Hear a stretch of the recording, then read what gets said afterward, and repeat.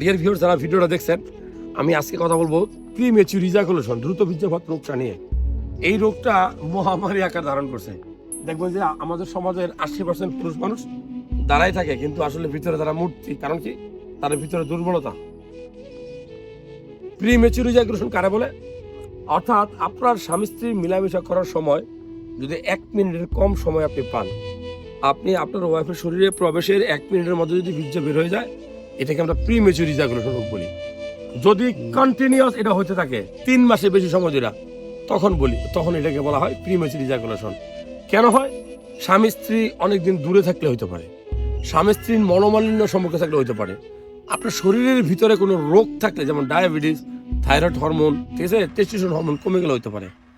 আপনি প্রবাসে থাকেন 8-10 বছর একটানা হস্তমৈথুন করতেছেন, হতে পারে। আপনার ডিপ্রেশন, স্ট্রেস, মানসিক যে একটা প্যারা, অর্থাৎ হতাশাই হলো প্রিমেচিউর ইজাকুলেশন রোগের অন্যতম কারণ। সবচেয়ে গুরুত্বপূর্ণ কারণ কি? আপনার পার্টনারের সাথে আপনার ভালো রিলেশন না থাকা। হলে কি করবেন?